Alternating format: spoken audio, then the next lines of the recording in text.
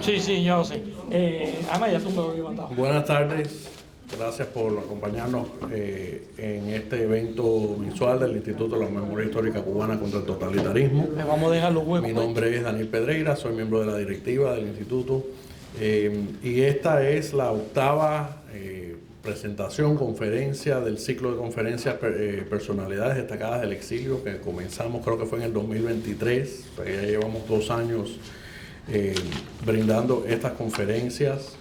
Antes de comenzar, quiero presentarles a Pedro Corzo, el presidente del Instituto de la Memoria Histórica.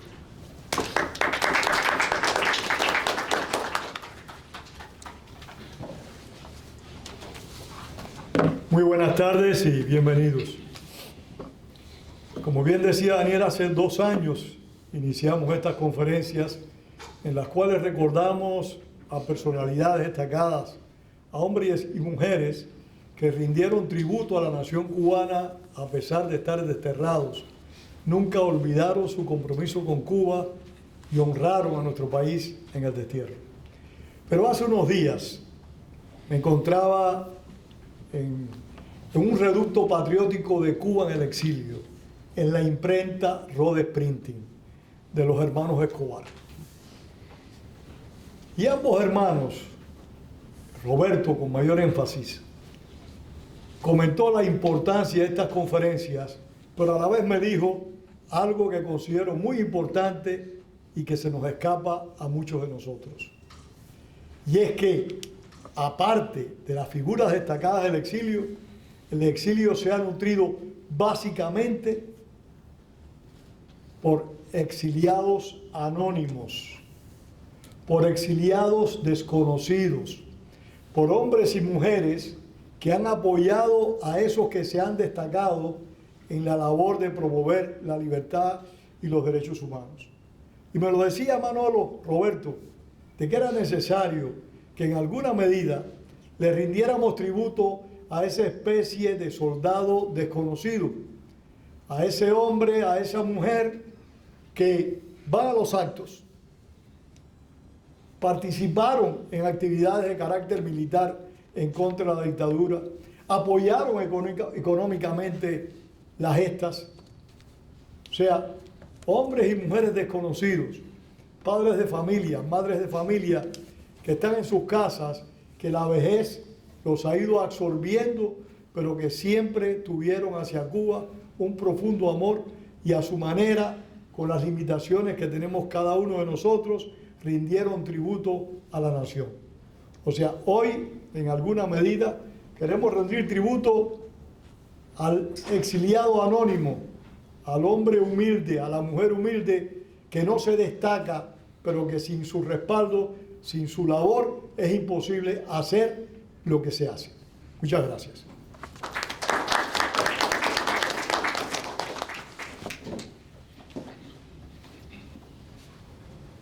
Gracias, Pedro. Y ahora quiero invitar al primer presentador, José Antonio Albertini, quien va a exponer sobre la vida y obra de Iván Portela.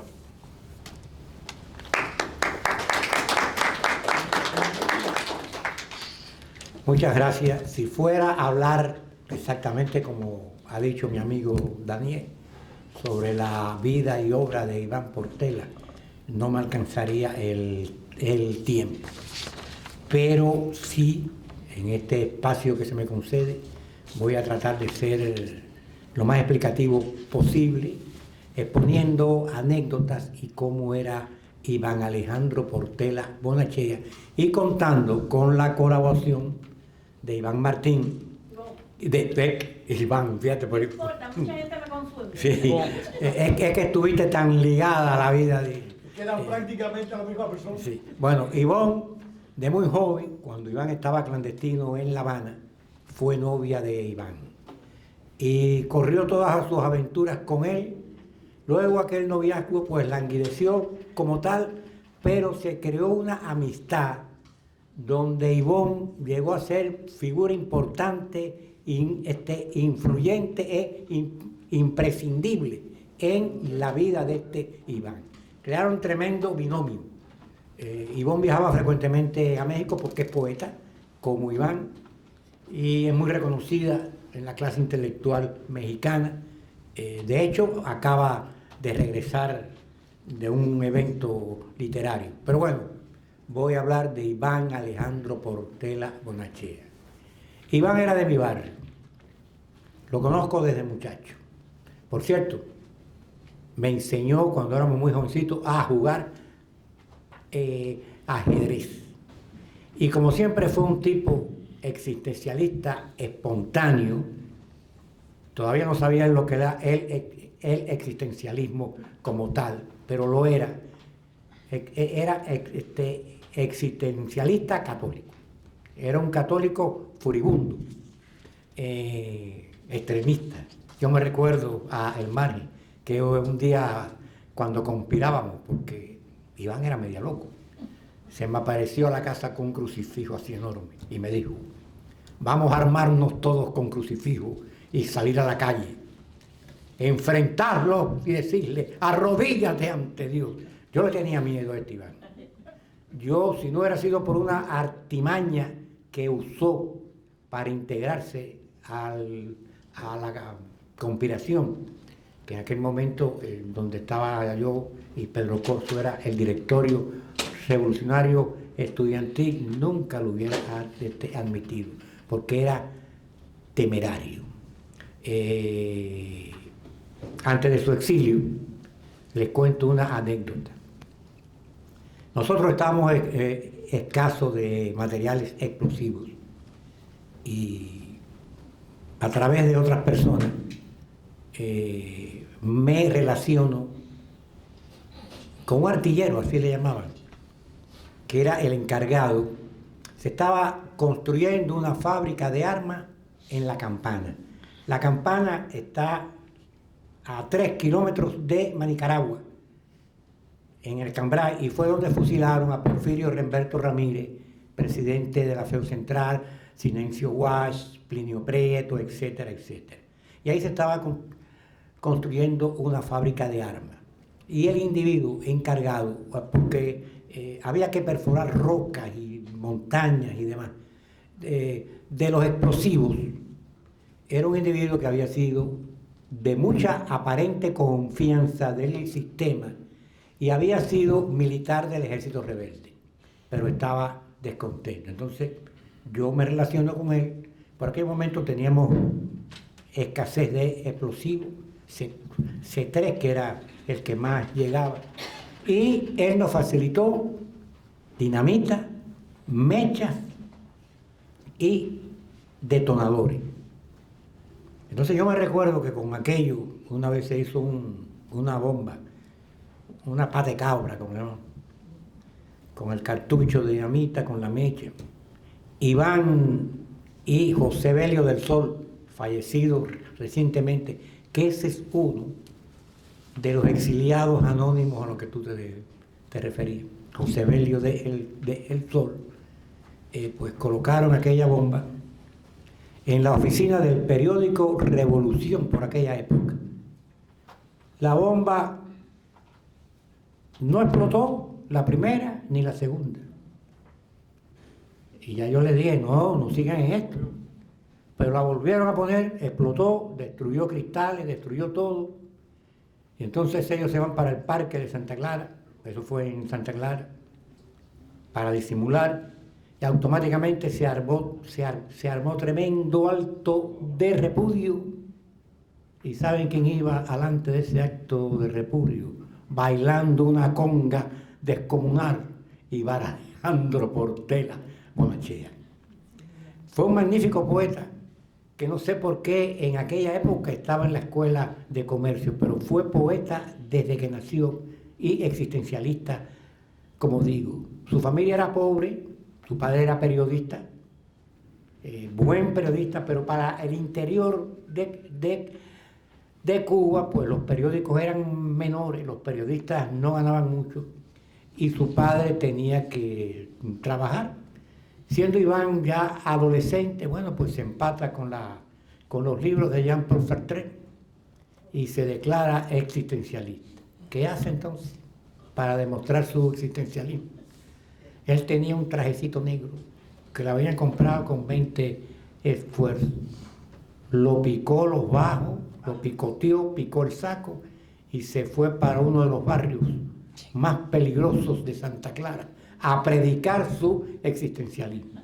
No lo mataron de milagro, porque lo que le cayó arriba tuvo que correr.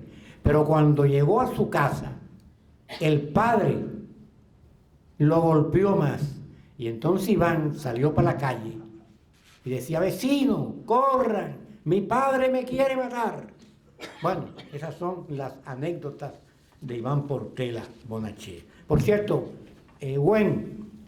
yo tengo una foto de Iván aquí, ya mayor, enfermo y exiliado en México. No sé si la podrías captar. ¿Me avisas cuando la retiro? ¿Ya? Ya aquí estaba enfermo. Iván se va para México en el 64. ¿No fue así, Iván? Sí. Exiliado, después de estar varios años en La Habana. Ahí estudió exactamente, se hizo profesor de literatura, filosofía, arte y mitología. Estuvo en varias universidades. En la UNAM estuvo poco tiempo, porque con sus ideas alocadas, la UNAM lo votó. Estuvo en una universidad católica y otras más. Y creó un alumnado fiel que por generaciones lo siguió. Por ejemplo, me cuenta Ivonne que cuando él murió, lo cremaron y dieron una misa. Y había gente ahí que peinaba canas con sus hijos, nietos, y fueron a la misa de Iván, porque creó una cantidad de seguidores fiel fantástico. Fue un gran poeta, fue un alocado, eso lo distinguía. Se daba un parecido con Abraham Lincoln, era flaco, largo, de más joven, después no. Tuvo cáncer en el estómago y murió en el colon, sí. Pero sobrevivió y murió a los 59 años de insuficiencia pulmonar, porque eso fue otra cosa. Desde joven, porque era de existencialista, se impuso fumar en pipa y cogió tremendo vicio. Y el tabaco lo mató. Murió a los 59 años. 79. Él muere el 13 de enero. Del 19. Del 19, sí, ¿verdad? Porque esa es la edad mía. Iván era un año mayor que yo. No un año, meses. Él nació en el 43 y yo en el 44. Él tenía adoración de Cuba con el poeta James Joyce, el irlandés, que por cierto, como Iván, murió un 13 de enero del año en que murió. Iván adoraba a Cuba, Cuba vivía en él, cada vez que me escribía o que venía aquí era a hablar de Cuba, y era tan allegado a mí, yo lo quería tanto, pero era insoportable. Me hacía ir siempre a la tumba, no sé por qué, del general Menocal, de Gerardo Machado. Y ahí ejecutaba como un baile extraño. Y en uno de esos días le dije: Iván, de aquí te vas, en guagua te vas a pie, yo me voy. Se paró así, con esa mirada profunda que él tenía, viró la boca, tenía un rictus, y me dijo: tú sabes que tú me quieres, porque yo para ti soy algo folclórico. Nunca se me olvida de eso. Irlanda, cuando descubrió Irlanda, se fascinó. Estudió gaélico, escribió poesías en gaélico, tiene grandes amistades en Irlanda. Y aquí, en esta foto que yo mostré ya, está vestido con los colores de Irlanda, porque ese día también lo condecoró la Embajada de Irlanda en Cuba. Él encantaba Dublín y no salía del cementerio de Dublín cada vez que iba. Tuvo varias novias esta irlandesa, pero lo dejaban por sus locuras, al fin, porque era muy enamorado, eso tenía otra cosa. Sí. Iván tiene un poemario, Cantos Ibánicos, y aquí hay un poema. Iván, por los años 61, luego de Bahía de Cochino, descubrió. Iván visitaba la casa de unas españolitas que estaban con nosotros en bachillerato, que su padre era un rico empresario, era dueño de un hotel, de un restaurante, de una cafetería. Pero esa españolita, ese español, llevaba muchos años en Cuba, hizo mucho dinero, pero nunca se hizo ciudadano cubano. Y cada vez que la mujer iba a parir, iba para España. O sea que aquellas gallegas que estudiaban junto con nosotros eran españolas, porque eran gallegos. Entonces Iván, un día, eso estaba en la calle Santa Rosa y Maceo, ellas vivían en un apartamento grande, una casa, que quedaba sobre una mueblería. Y la madre del Che de Aleida March vivía por la calle Santa Rosa. Y un día Iván se asoma por la ventana que miraba atrás, por una ventana, y descubre en el patio de la casa de Aleida March el Che Guevara sentado sin camisa en un patio interior, recostado en un taburete sin camisa.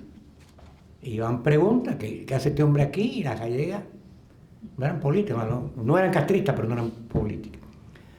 Le dijeron, no, si él viene todos los meses aquí, se mete aquí un par de días. ¿Y qué se le ocurre a este Iván? Hacerle un atentado al Che Guevara. Va a verme, en aquel momento yo controlaba la región de Santa Clara junto con Pedro Corso, Villa Clara, lo que era la región de Sagua, Santa Clara, Remedio. Va a verme y me dice, mira esto, estaría a tiro, lo que queda es un tiro nada más. Entonces, bueno, contacto a un miembro del directorio, era el jefe de acción, un gran tirador, porque él había sido alzado en el Escambray con el segundo frente, era un poco mayor que nosotros, era estudiante de medicina. Laureano Pequeño vino a Santa Clara, yo le dije lo que era, las gallegas no sabían nada de esto. A toda esta, si la acción se hubiese ejecutado, había que secuestrar a las gallegas. Bueno, entonces Pequeño accede, pero cuando voy con la dirección nacional, que aún vivía Juan Ramón Pereira, a Juanín casi le da una sirimba. Ustedes están locos. Y llamó a Pequeño, que era el jefe de acción nacional, le dijo, no se te ocurra colaborar en esta locura, porque van a provocar una masacre. Pero Iván, en Cantos Ibánicos, él cuenta parte de su vida. Y aquí cuenta algo de eso. Dice, che huevotes, le dice a Che Guevara, che huevotes, te íbamos a lanzar una bomba desde Santa Rosa, la calle Santa Rosa, caminando abajo. Pero ¿quién pudo pensarlo sino el poeta, él? ¿Cómo matar al que es héroe de poetas? Dijo otro. Aleida era muy buena. ¿Cómo hacer que caiga sin sus hijos? Bueno, entonces sucedió lo previsto. Alto, el directorio dijo alto. Esto está aquí.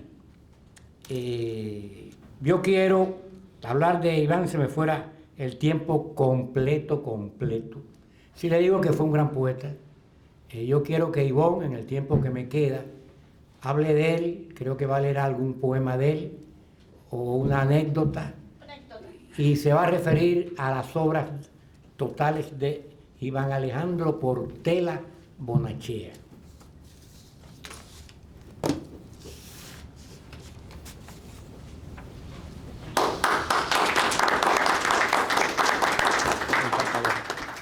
Escogieron a la mejor persona para poder hablar de Iván.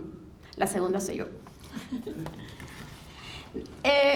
Como el tiempo apremia, solamente les voy a hacer un pequeño resumen de un compañero, amigo de trabajo, un poeta también cubano, mexicano.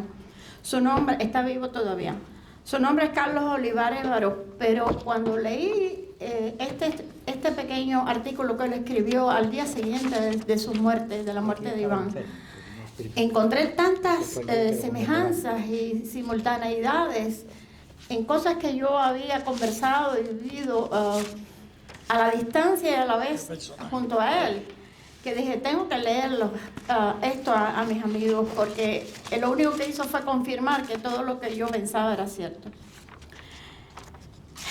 Bueno, la primera vez que vi a Iván Portela, dice Carlos Olivares, una ráfaga de música explayada se instaló en mis ojos. La mañana estaba nublada, era octubre de 1986.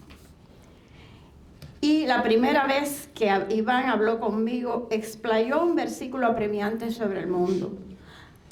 Dijo él, no sé nada del tiempo, vivo en la ventolera.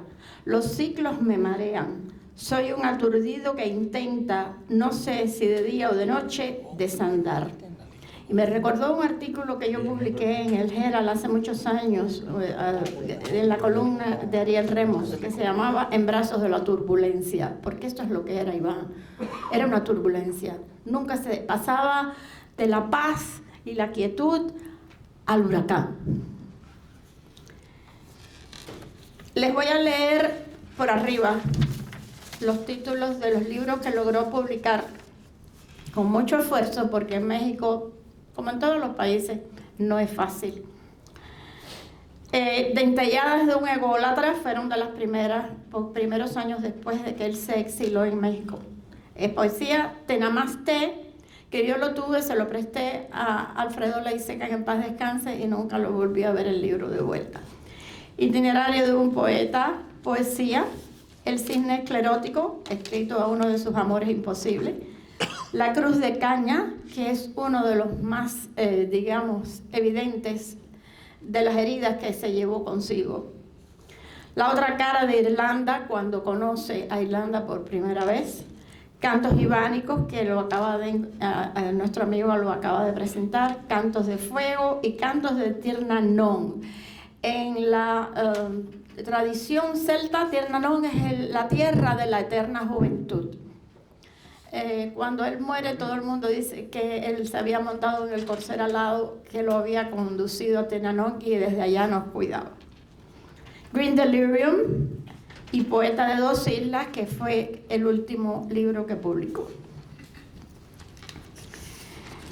Quiero tener para mí su imagen. Lindo poeta mirando al mundo con una ternura desafiante, apoyado sobre el lomo de un árbol. No le digo adiós, él está con nosotros en la imborrable huella de la querencia. Dicen que pronunció este epigrama semanas antes de su partida. Mi corazón vuelve a ser joven. Ya iba para Tirnanón. Y el calor de la fe se renueva. Iván Portela, o la exuberancia como un atributo. Gracias. Buen. Por aquí se oye. Bueno, quiero decir algo, porque tú mencionaste a Alfredo Leiseca. Alfredo Leiseca era esquizofrénico, pero era brillante y era un gran poeta. Vivió en México muchos años. Fue amigo de Iván Portela, porque esas dos locuras se complementaran. Y entre las cosas que ellos hacían por los años 60, 70, es romper mítines castristas, pro-castristas en México. Alfredo Leiseca era fuerte, gordo, grande, fuerte. Entonces, rompían los mítines y después Iván y él se atrincheraban contra una pared a fajarse a piñazos con todos los que le venían para adentro. Esas tánganas las llevaron hasta la Embajada de México en Cuba, donde llegaron a entrar fingiendo no sé qué, y ya en el vestíbulo dieron tremenda tangana. De ahí salieron presos. Eso en su momento fue publicado por la prensa mexicana. Fue muy amigo de Jorge Valls. Cuando Jorge viajaba a México, se hospedaba en casa de Iván. Y aquí asistí yo a conversaciones entre Jorge e Iván Portela. Aquello era enloquecedor, se lo digo. Bueno, muchas gracias. Y ahora el segundo ponente va a ser Luis de la Paz, quien nos hablará sobre Armando de Armas.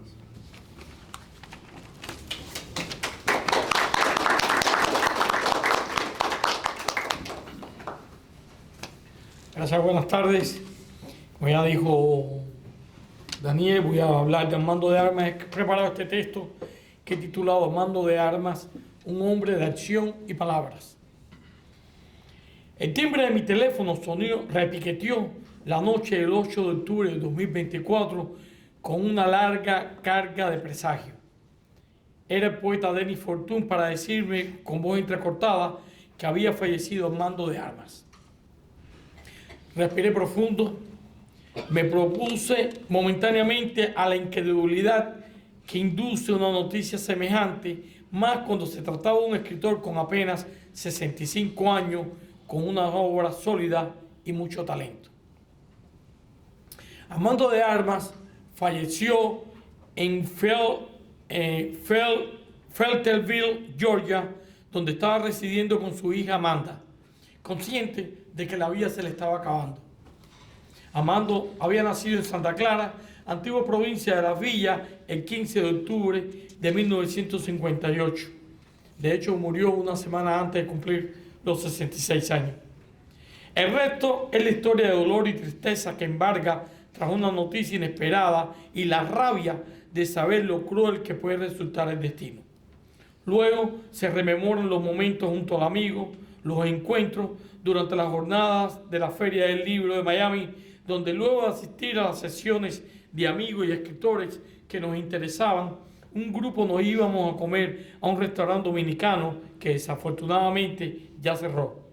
Los encuentros posteriores en Vinísimo, otro sitio también desaparecido en Coral Way, donde descorchando botellas se hablaba de literatura, de proyectos y de la situación en Cuba, temas recurrentes entre los exiliados. Los debates sobre la realidad política en Estados Unidos y el mundo, este mundo enfermo de violencia y dominio. Armando de Armas, sin perder la condición que nos define como ser humano, ser un hombre de acción, tenía otra cualidad, la de las palabras, la de elaborar ideas profundas. Ahí está sus obras literarias con Mala Jugada y La Tabla y Los naipes en el espejo, que son pura magia creativa. Relatos y novelas que emanaban de un enorme talento que lo colocaba como una de las voces más destacadas de la literatura cubana. Textos que muchas veces eran fruto de sus experiencias de vida. Están además sus trabajos filosóficos, también resultado de sus experiencias y lecturas. Me refiero a Mito del Antiexilio y Los naipes en el espejo, ensayos, valga señalar algo atípico, pues toman distancia de la rigidez académica con grandes citas y análisis intertextuales para adentrarse en el análisis profundo desde la voz y la visión del narrador, que recurre a un modo ordenado y razonado para exponer sus opiniones sobre distintos temas. En Los naipes en el espejo, Armando se propuso exponer ciertas ideas y conceptos que se han manejado durante años en torno a los partidos demócratas y republicanos en los Estados Unidos. En su estudio delineó los aportes y límites de los dos poderosos partidos norteamericanos. Cuando leí el libro, en muchos casos no podía opinar, pues mis referencias y conocimientos eran limitados, pero en privado conversamos sobre cómo los políticos y los partidos cambian la historia. Creo que ahora, para la segunda administración de Donald Trump, está ocurriendo transformaciones radicales. Desde luego, hay que dejar que el tiempo deposite sus sedimentos para saber cuáles fueron los grandes aportes y cuáles los desaciertos. Sin duda, Armando de Armas es uno de los narradores cubanos más brillantes, un agudo periodista investigativo, un lúcido ensayista. Su libro Mito del Anteexilio es complejo y penetrante, mientras con argumentos sólidos y datos confiables desmonta el siempre complicado tema cubano desde una perspectiva sobre el destierro y el compromiso de las víctimas del régimen castrista tienen con la libertad y la justicia. El autor desmonta con agudos argumentos los mitos que sobre los cubanos exiliados se han repetido a lo largo de los años, en parte, por las campañas del castrismo para destruirnos como grupo. En Cuba, Armando de Armas vivió marginado, soportando los constantes acosos de la policía. Se consideraba un rebelde con causa porque le habían robado su libertad y tenía que defenderla. Su tesis era vivir entre la palabra y la acción. Escapó de la isla con su familia en un barco bajo una balacera, burlando la Guardia Costera cubana, aventura que narró en una larga crónica que publicó en la revista Letter International en Berlín, Alemania. En Miami participó en una de las primeras flotillas de democracia organizada por Ramón Saúl Sánchez, donde el barco en que viajaba zozobró y tuvo que ser rescatado. Fue miembro del ESCLO, la Asociación de Expresos Políticos, y formó parte del grupo inicial que solicitó el ingreso de los escritores cubanos al PEN Internacional. La gestión dio paso a la creación del PEN Club de Escritores Cubanos en el Exilio, organización de la que fue, además de su fundador, su vicepresidente. Entre sus libros están Dedos, un cuento largo, una noveleta, escrito con una prosa sólida y contundente, en la que resume un poco la tragedia del exiliado, el dejar el lugar que le pertenece y comenzar a abrirse paso en otro sitio. Dedos es un relato crudo, punzante, desesperanzador. Armando siempre consideró su novela La Tabla como el pilar de su narrativa. Le tenía mucho cariño, quizás porque la escribió en Cuba, con toda la carga que lleva a escribir en un sitio donde necesita agenciarse desde la clandestinidad y la bolsa negra, desde la máquina de escribir, la cinta para la máquina y a la vez salvaguardar de los registros de la policía política que podía incautarla en cualquier momento. La Tabla, como novela, es un fresco de una familia, de un pueblo, de una ciudad, de un país, donde el tiempo individual y colectivo avanza y retrocede en torno a Amadís, su personaje principal, que es a su vez su alter ego. Es necesario recordar que Armando fue distinguido por el Centro UNESCO de Cultura de Puerto Rico por el conjunto de su obra. Trabajó en Radio Martí, donde publicó importantes trabajos de temas socioculturales que le valieron bastantes problemas, y fue un asiduo invitado al programa de Juan Manuel Cao en el Canal 41 de Miami, donde también después se distanciaron su participación también por sus puntos de vista y opiniones. Armando fue galardonado con el premio ensayo Ego de Casca por su libro De Armas Tomar también, porque es otro libro tremendo, Realismo Metafísico, un texto mistérico, Realismo Metafísico, un texto mistérico acerca de la creación literaria. En ese libro hay varios textos acerca de José Martí. En uno profundiza en el sacrificio de Martí en los Ríos. En otro analiza la una y mil veces evaluado tema por muchos estudiosos del diario de campaña y las cartas del apóstol. Armando de Armas nos acerca a Martí a través de nuevas visitaciones, por lo que sin duda estamos en presencia de un libro polémico. En la narrativa y el ensayo de Armando no podría leerse sin caer el lector en un debate entre lo que lee y lo que asumía. Cada texto deja una huella y una marca que no pasa inadvertida. En su libro de cuentos, Luces en el cielo, los personajes viven al límite del peligro, desafiando la muerte. Este texto es una suerte de ponderación de las armas de fuego. Cuando se lo publiqué en la editorial de La Treje, me dijo: te lo agradezco porque sé que estás en contra de las armas de fuego. Le respondí que no me gustan las armas, pues envalentonan al portador más allá de lo razonable y que le temía al remordimiento que podía desatar el usarla, pero que estaba a favor de la buena literatura como la que le escribía.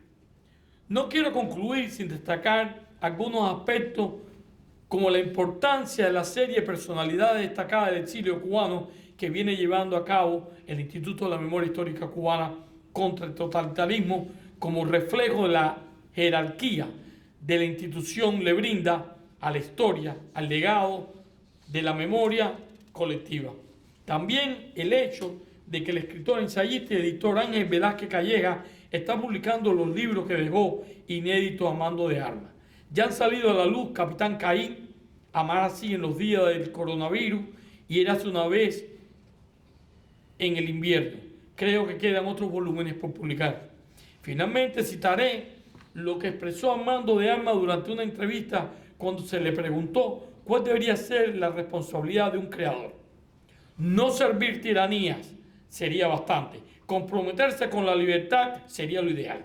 Contrariamente, continuó Armando, contrariamente a lo que suele creerse, los creadores intelectuales en general no son esos alados defensores de la libertad y la democracia.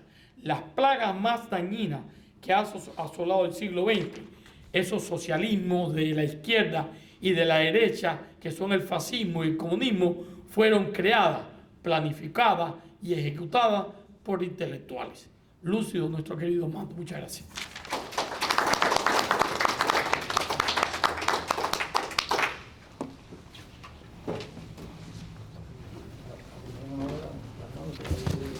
Gracias, Luis.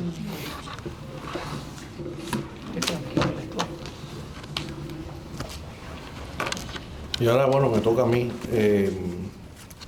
presentar sobre el doctor Octavio Recosta.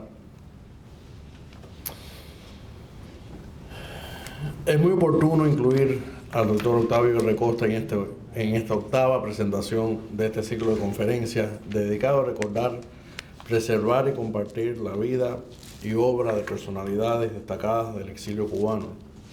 La semana que viene se conmemora el 110 aniversario del natalicio del doctor Costa, por lo cual me alegra tener la dicha de hablar esta tarde sobre a quien en vida llegarían a considerar el decano de la cultura cubana en el exilio. Octavio Ramón Costa y Blanco nació en San Cristóbal, Pinar del Río, el 12 de junio de 1915, por eso la semana que viene es el aniversario.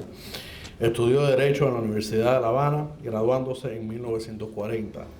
Y en ese año empezó a trabajar como asistente del reconocido y recordado estadista cubano y entonces senador Emeterio Santovenia y Echaide, con quien trabajó hasta 1952. Natural de Pinar del Río como el doctor Costa, Santovenia, miembro de la ABC, también se destacó en la República como ministro de Estado, historiador e ensayista. El doctor Costa escribió la biografía de su mentor titulada Santovenia, historiador y ciudadano en 1944. Desde ese momento el doctor Costa demostró sentirse más a gusto en la biografía o con la biografía, género literario en el cual demostró gran proeza. En los próximos años escribió los siguientes libros: Unidad, 1944, 10 cubanos, también en 1944, Rumor de historia en 1950, Suma del tiempo, también en 1950, y Hombres y destinos en 1954. Sus libros Antonio Maceo, El héroe, de 1947, y Juan Gualberto Gómez, Una vida sin sombra, de 1949, ganaron concursos biográficos convocados por la Academia de Historia de Cuba. En 1950 también escribió Manuel Sanguilí, Historia de un ciudadano. Todos estos libros, más Hombres y destinos, que recordemos era desde 1954, fueron republicados en el exilio en los años 80. En 1949 ingresó como miembro de la Academia de Historia de Cuba. Para 1951, el doctor Costa asumió la presidencia del PEN Club de Cuba, el cual presidió durante los convulsos años que estremecieron a Cuba tras el golpe del general Fulgencio Batista Saldívar, el 10 de marzo de 1952, y los sucesos tras el comienzo de la insurrección cubana, iniciada con el ataque al cuartel Moncada el 26 de julio de 1953. Sin embargo, cabe destacar que durante esta época, el PEN Club cubano se mantuvo trabajando, realizando actividades y publicando obras, entre ellas Estampa en claroscuro a orillas del Amstel de Juan Manuel García. Durante su extensa vida literaria, el doctor Costa dejó de escribir libros, dedicándose más al periodismo. Después de la publicación de Hombres y Destinos en 1954, no volvió a escribir un libro en 3 décadas. Sin embargo, fue nombrado editor del suplemento cultural del Diario de la Marina. Llegó a dirigir el periódico Pueblo a partir de 1955. En esta época, el doctor Costa intervino en 3 reuniones de la Sociedad Interamericana de Prensa, ASIP, celebradas en Nueva Orleans, La Habana y Washington, D.C. Lo que pocos saben es que el doctor Costa también trató de incursionar en la política, postulándose a representante a la Cámara en 1958 con el número 8 por el Partido Acción Progresista, elecciones que perdió. Con la llegada del castrismo al poder el 1 de enero de 1959, las organizaciones no gubernamentales como el PEN Club quedaron marginadas, convirtiendo de esa manera al doctor Costa en el último presidente del PEN Club en Cuba. Algunos de los miembros del PEN cubano escogieron convertirse en acólitos de la nueva dictadura, mientras que otros se vieron forzados a exiliarse y otros sufrieron prisión por no dejar su labor literaria. El doctor Costa partió al exilio, estableciéndose durante muchos años en Los Ángeles, California. En 1960 fue nombrado director del periódico La Prensa de San Antonio, Texas, y editor del periódico La Opinión de California, del área de Los Ángeles, en el cual publicó sus crónicas diarias en la sección de instantáneas durante 30 años.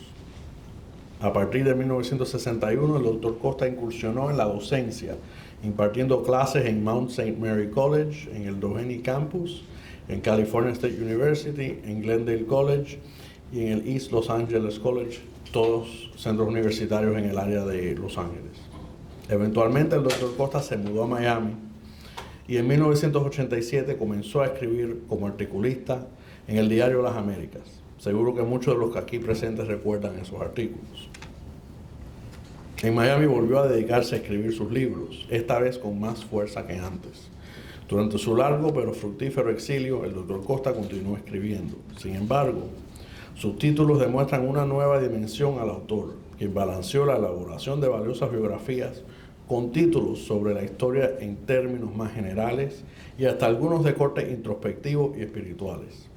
Entre sus obras del exilio están Variaciones en torno a Dios, el tiempo, la muerte y otros temas, de 1987, Perfil y aventura del hombre en la historia, 1492 a 1988, de ese año 1988, Santovenia, una vida con sentido histórico, una biografía ya más expandida sobre la vida de su mentor, en 1989, la segunda antología de instantáneas, Un periodismo local, cotidiano y vivo, 1960 a 1989, que eran sus columnas en el periódico de California. En 1991 fue publicado ese libro. Don Pepe Mora y su familia, 1991. Luis J. Botifol, un cubano ejemplar, también en 1991. El impacto creador de España sobre el Nuevo Mundo, 1492 a 1582, del año 1992. Raíces y destinos de los pueblos hispanoamericanos, también de 1992. Imagen y trayectoria del cubano en la historia, el primer tomo, 1492 a 1902, publicado en 1994. Modesto M. Mora, M.D., La gesta de un médico, de 1996. Imagen y trayectoria del cubano en la historia, tomo 2, La República, de 1902 a 1959, publicado en 1998. Bolívar, más allá del tiempo y del espacio, también en 1998. Ser y esencia de Martí, 2000. Bajo mi tercera lucha con el tiempo, Memorias, 1915 al 2000, publicado en 2001. Y su último libro, Cubanos de Acción y Pensamiento, en 2003. Los galardones que recibió reflejaban su estatura como uno de los letrados cubanos más importantes. En 1948 recibió la Orden Carlos Manuel de Céspedes, la condecoración más alta que ofrecía la República de Cuba. A este gran honor luego se sumaron la Orden Isabel la Católica del gobierno español en 1975, el Premio Sergio Carbó del Club Rotario de 1978, el Premio Pepín Rivero de 1982, el Premio Ramiro Collazo del Club de Leones Cubanos en el Exilio, que recibió 2 veces, 1986 y 1992, el Premio José Martí de 1987 y el Premio Nacional de Periodismo 2004. Estos 2 últimos premios otorgados por el Colegio Nacional de Periodistas en el Exilio. En Miami, el doctor Costa se unió a los escritores Ángel Cuadra, Armando de Armas, como ya se mencionó, Indamiro Restano y Reinaldo Bragado Bretaña, con el propósito de crear un pen club cubano en el exilio. Los planes se mantuvieron en estricto secreto para evitar que se filtrara la propuesta hasta que se materializara en el verano de 1997. Tras ser formalmente constituido, se designó al doctor Cuadra como su primer presidente y al doctor Octavio R. Costa como su presidente de honor, estableciéndose así un puente histórico y literario entre el Pen Club fundado en Cuba en 1945 y el retomado como antorcha en el exilio en 1997. Tras 52 años de silencio, volvió a cobrar cuerpo el Pen cubano, esta vez en el involuntario destierro. La historia del doctor Costa no se puede escribir sin su adorada Caruca. Con ella estuvo casado durante varias décadas y juntos criaron a sus hijos Orlando, Octavio y Jorge. Su vida no fue la misma tras el fallecimiento de Caruca en el 2000. A ella también le dedicó una biografía publicada en 2002 titulada Caruca 1917 a 2000. En sus libros y artículos mantuvo la tesis de que para sobrevivir en libertad, los pueblos deben alcanzar una conciencia histórica que tiene que ver con su identidad y los valores que sustentan su filosofía de vida, siendo el caso de la tragedia cubana consecuencia de no haber cristalizado esa conciencia histórica. El doctor Costa se consideraba un eterno adolescente, a pesar de su avanzada edad. No dudó en abrirle las puertas de su hogar, en el Ford Ambassadors, a un joven estudiante universitario con ansias de aprender sobre la Cuba del pasado, la Cuba que él vivió y de la cual fue protagonista. Ninguno de nosotros se podía imaginar que 2 décadas más tarde ese joven estudiante presidiría el Pen Club de Escritores Cubanos en el Exilio. Su último reconocimiento se realizó en 2004, que ya mencioné, cuando el Colegio de Periodistas de Cuba en el Exilio le otorgó el Premio Nacional de Periodismo 2004.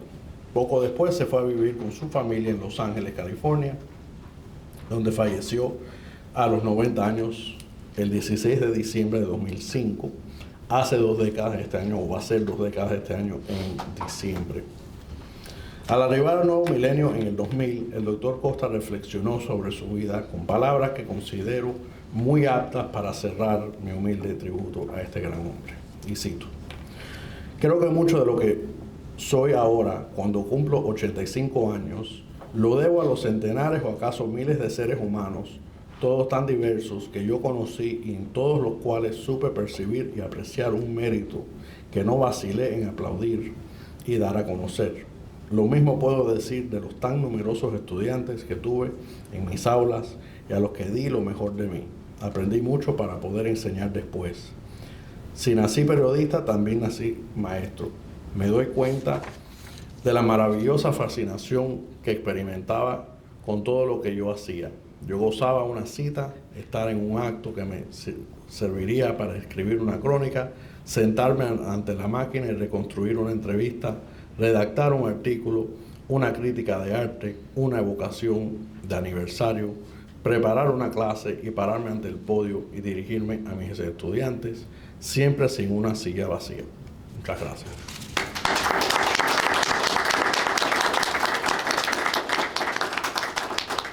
Y ahora invito a Ángel de Fana, que nos viene a hablar sobre Calixto Campos Corona. Más conocido por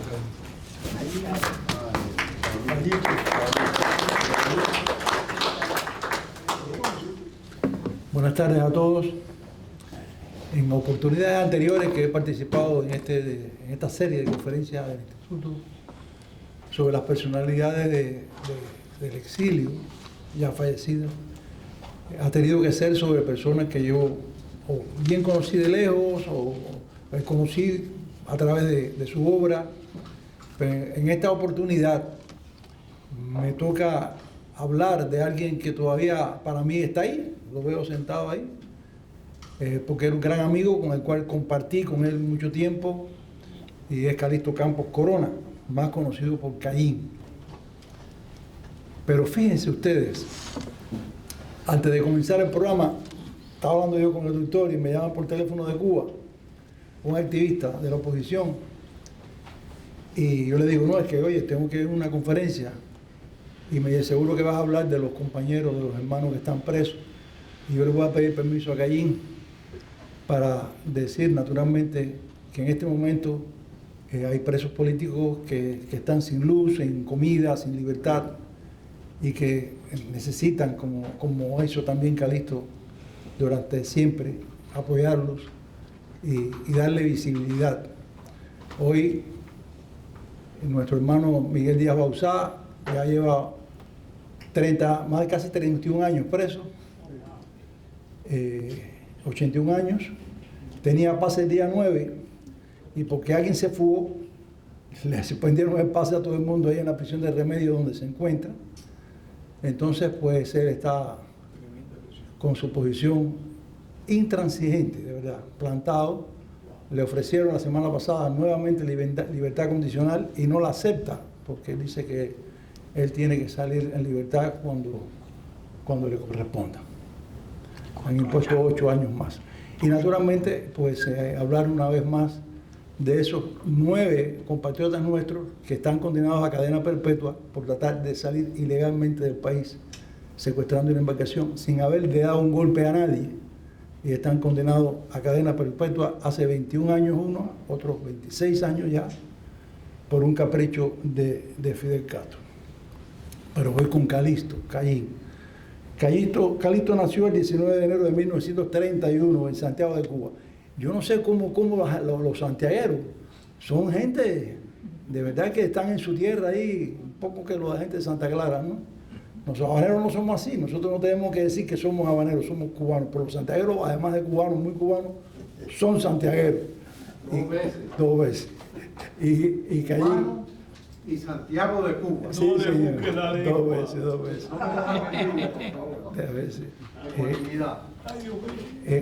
Y Cayín era un santiaguero de verdad, pero completo. Amaba su tierra, se reunía en su tierra. Aquí en Miami hubo un tiempo donde casi todos los municipios tenían su sede, ¿verdad? Un club. Que yo sepa, el único club que existe en este momento, de verdad que sigue siendo un tremendo club, es de los santiagueros, ahí en la Pequeña Habana. ¿Ves? Ahí se reúne y todo. Ahí Calixto también estaba muchas veces allí. Y en Santiago me contaba él y me contaban otros santiagueros, porque trabajando, ustedes saben que yo hago la revista Lux, y la revista Lux fue fundada por Calixto Campos, y yo empecé a hacer la revista Lux trabajando para su director, que era Cayín, y eso me dio oportunidad, que me complace mucho esa oportunidad de haber tenido contacto con tantos santiagueros y con tantos trabajadores de la Federación Eléctrica. Porque Calixto era un dirigente sindical de la Federación de Trabajadores Eléctricos, y se sentía muy comprometido, muy comprometido. Él de joven me cuentan sus amigos, me cuenta él mismo, me contaba él mismo que era atractivo, o sea, bien parecido, tenía una posición económica buena. Su padre era contador de la compañía eléctrica en Santiago de Cuba, o sea, tenía un salario por encima del promedio y vivían bien, y que allí pues sabía disfrutar la vida. Le gustaba la pelota, pero le gustaba también la fiesta. Era un... Pero naturalmente, él empieza a trabajar en la compañía eléctrica, siendo su padre oficial, ¿verdad?, de esa importante empresa. Él trabaja en la fábrica de eléctrica allá en Santiago de Cuba. Y hay que hablar un poquito, y sobre todo para los que nos están viendo, que no conocen, la historia de nuestra república en todos los aspectos, la importancia que tuvo la Federación Eléctrica en el sindicalismo cubano. En 1933 se fundó la Federación de Trabajadores Eléctricos, la Federación de Trabajadores Eléctricos, la Federación Nacional de Trabajadores Eléctricos, Gas y Agua, así era completo el sindicato, y hicieron una de las huelgas más importantes de trabajadores que ha habido en Cuba y quizás en todo el continente.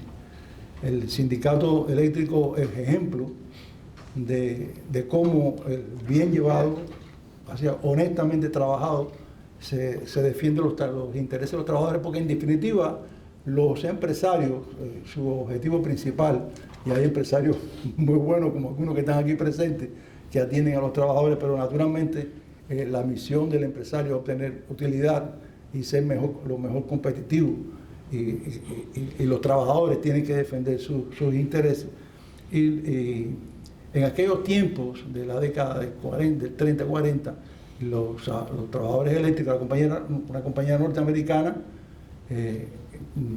estaban inconformes con los salarios que recibían y hicieron una huelga en 1934.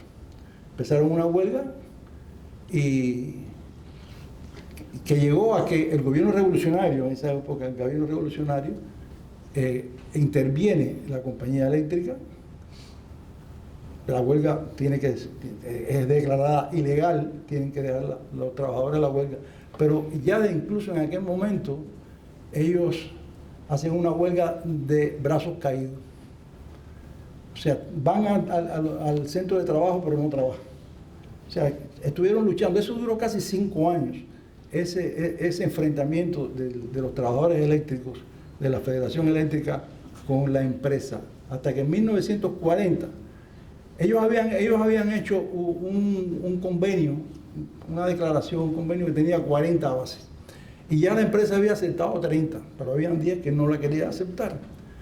Y eso fue una lucha de 5 años, y en 1940 ya hay un entendimiento entre los trabajadores y el sindicato, y ya se cree, aquí tengo aquí que dice aquí, el convenio fue presentado a la empresa en diciembre de 1933 y por diferentes razones no comenzó su discusión hasta el 14 de enero de 1934. La reunión se celebró en el 4º piso del edificio del Monte 1, participando en la misma representantes de la compañía, del gobierno y de la federación. Por el gobierno participaron Miguel Ángel Fernández de Velasco, secretario de Trabajo, doctor Antonio Guitera Holmes, secretario de Gobernación, y el coronel Fulgencio Batista y Saldívar. Eso fue pero ya en 1940 se aprueba, hay un entendimiento, y la diferencia de lo que obtuvieron los trabajadores eléctricos en ese momento en relación con por ejemplo, sobre todo para los que no conocen la historia, como dije, y tienen, estoy buscando que tengo aquí, El 10 de enero de 1940 marca una nueva y definitiva etapa en las relaciones entre la Compañía Cubana de Electricidad y los trabajadores que en ella laboraban.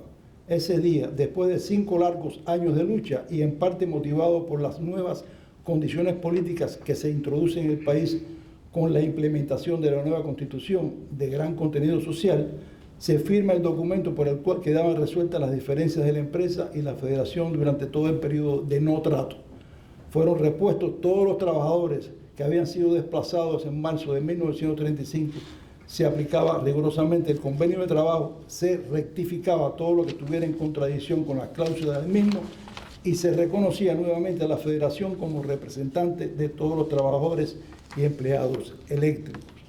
Yo tuve la oportunidad de conocer, estoy hablando de Calixto Campos, pero para situarlo bien en el contexto de su misión, yo tuve oportunidad de conocer bastante bien a Ángel Cofiño, que fue dirigente de la federación durante muchos años.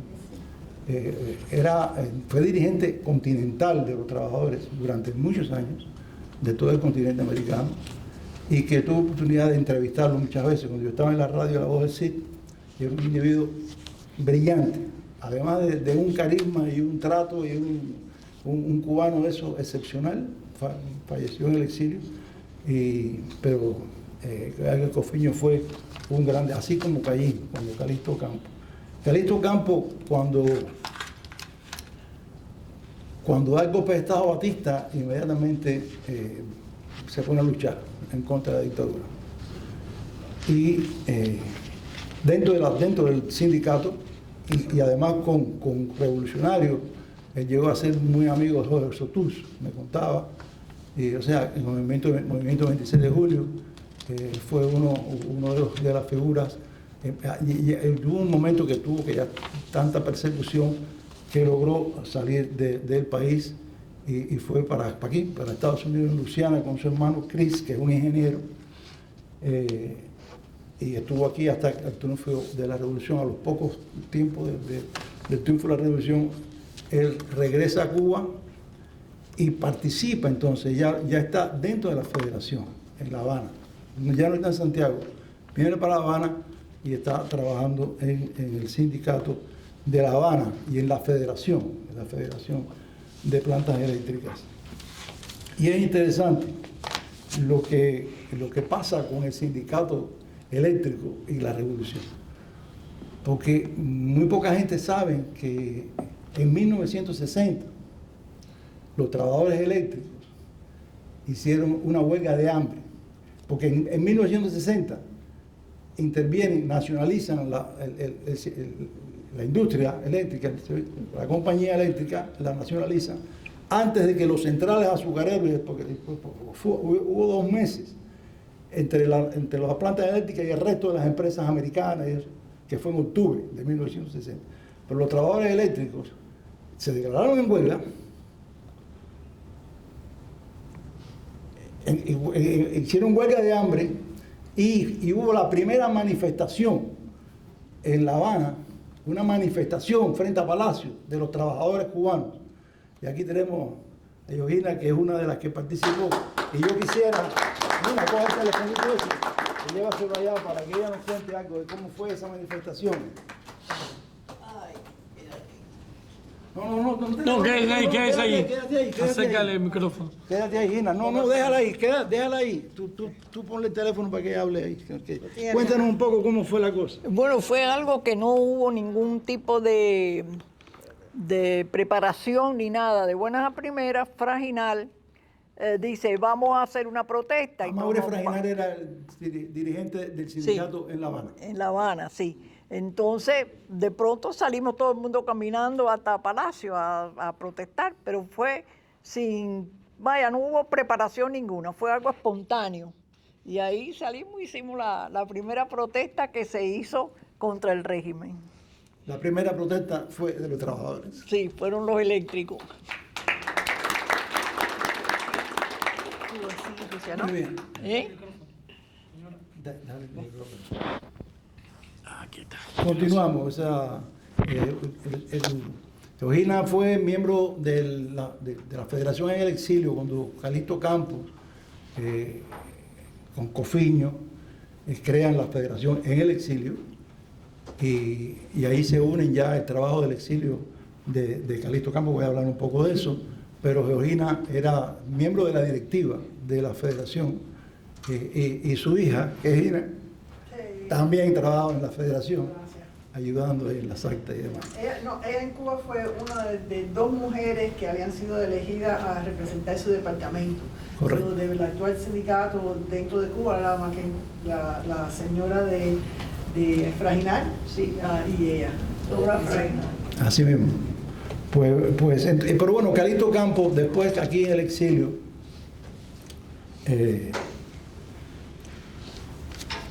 porque él cuando empieza todo este proceso de lucha contra la tiranía castrista, Calixto naturalmente nuevamente está perseguido y él va por la base de Guantánamo, cruza una cerca y llega a la base de la base de Guantánamo y así llega al exilio, ¿no?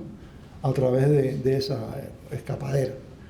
Y en el exilio muy activo, no solamente en la federación, que él era miembro de la directiva, fue presidente después, porque se turnaba después René L. Díaz, que es otro revolucionario muy distinguido, una persona, un cubano excepcional, falleció también hace varios años, y él y René Díaz trabajan muy unidos en la federación, con Luis Rivera, con varios más, que han participado, continúan participando en este trabajo, y ellos, además de eso, tuvieron la iniciativa de ponerse en contacto con trabajadores dentro de la isla para apoyar el sindicalismo independiente dentro de nuestro país. Crearon la CONIC, que era un organismo que unía a varios grupos de sindicatos dentro del país. Además tenían una agencia de información que era Lux Infopress, que recogían información desde Cuba y la transmitían internacionalmente. Así que después participó, me acuerdo, con Tony Calatayud, participaron en un proyecto unitario de varias organizaciones. O sea que ahí era muy activo, y además rigurosamente trabajando, un trabajador constante.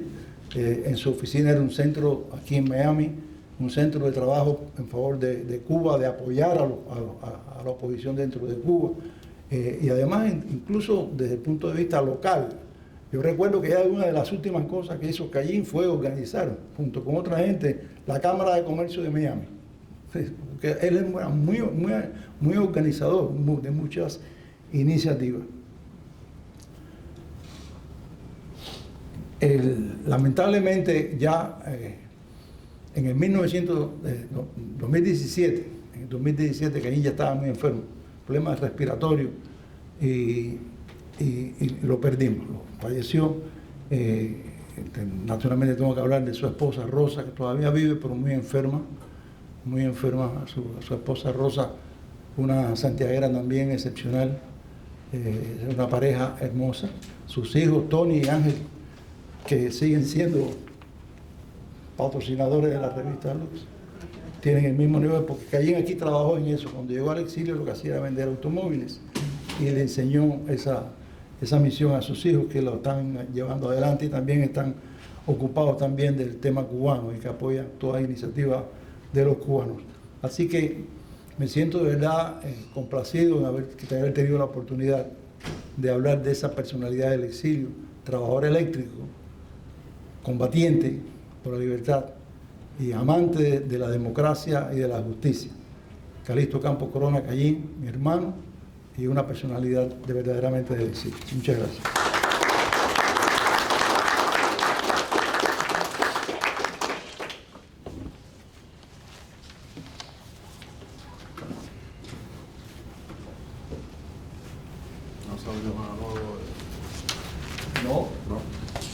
No he vuelto a escribir ni lo explica lo que estamos esperando. Sí, bueno,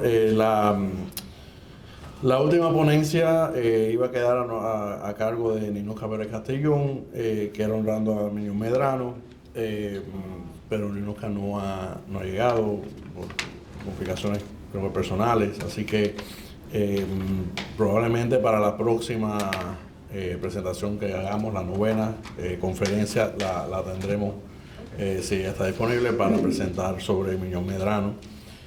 Así que bueno, les doy las gracias por acompañarnos. Si son nuevos, no han venido antes, les gustó el evento, quieren saber más sobre el instituto, si quieren recibir información sobre los eventos futuros, por favor me pueden ver a mí o a cualquier miembro de la directiva y darnos su correo electrónico. Les quiero también anunciar, muchos de los que están aquí presentes ya lo saben, pero para los que no, el próximo 19 y 20 de julio vamos a celebrar el segundo encuentro internacional con el libro cubano exiliado. Esto ya lo hicimos hace 10 años en FIU. Fue una celebración del libro cubano exiliado, con no solo presentación y venta de libros, pero también con paneles, con presentaciones, conferencias. Y la idea es honrar el libro cubano exiliado, y cuando hablamos del libro cubano exiliado estamos hablando de libros que no circulan en Cuba. Incluso autores cubanos que están perseguidos por su literatura, que no pueden publicar sus libros en Cuba y los publican fuera. Incluso algunos de los que están encarcelados hoy en día. Así que los invitamos a que nos acompañen. De nuevo, 19 y 20 de julio, de 9 a 5, en la ciudad de West Miami, en el centro comunitario que está ahí. De nuevo, si quieren información, denos su correo electrónico y le enviamos toda la información. Así que buenas tardes y hasta la próxima. Y gracias por